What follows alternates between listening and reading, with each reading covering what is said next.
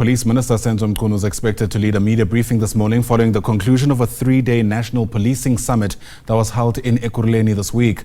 The update is set to spell out the outcomes of the gathering and measures to be implemented. Watching that story is SABC News reporter Neria Tlakotsa, who joins us now live from the country's capital. And Neria, you've been following the summit for much of the week gone by, and I'm sure there's expectation this morning around what a consolidated approach will be to policing given this gathering.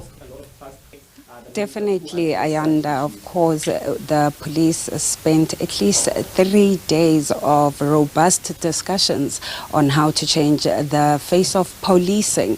We know that among other challenges that were raised during the summit was basically how police are not supported even by their management, and this on its own is making police officers just basically tired, or they are not motivated to continue working. But other issues that came out was the need for collaboration, Ayanda, where police admitted that they cannot fight crime alone, but they do need other departments to come through. Of course, the discussion around the use of technology is among those that came out. We heard also discussions about capacity, a very huge concern that was raised during the 3 days, where the police service, even experts were saying that there is not enough capacity in law enforcement, and that alone is hindering the work that police are supposed to do.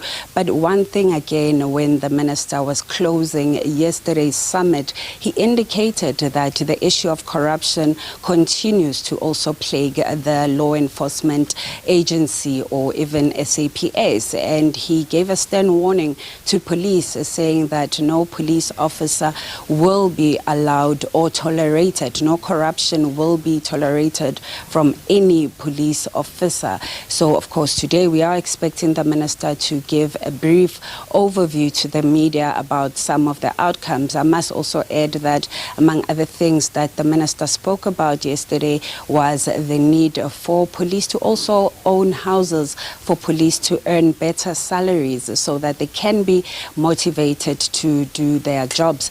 But when we also spoke to some of the provincial commissioners, they were saying they hope the summit will help them, because the challenges that they're facing on the ground, of course, is fighting with criminals who are now becoming smarter in using technology, and the police need to keep up with that. They cannot continue just fighting the same way with the old tools of trade. And you must remember also another thing that the minister spoke about yesterday was changing the face of police stations, because he says out of the more than 1,000 police stations in the country, the police stations look appalling and some of them are deteriorating, and this cannot be, because what he's saying is that the profession has to have integrity, and it's only through management that all these policing efforts that they're making can change and all these plans can be implemented. So today we'll hear basically the full overview of what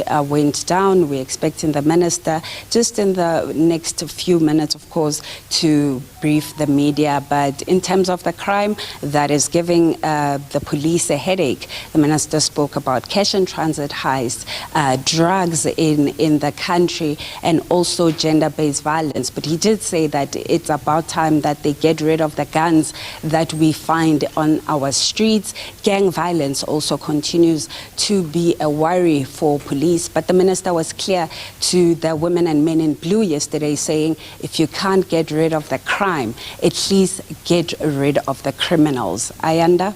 Sure. Really a lot, of course, to be dissected, for lack of a better term, from that summit, and we'll hear how the minister has made sense of those talks. For now, thanks very much indeed. Neria Tlakotsa is our reporter live to us there from Pretoria.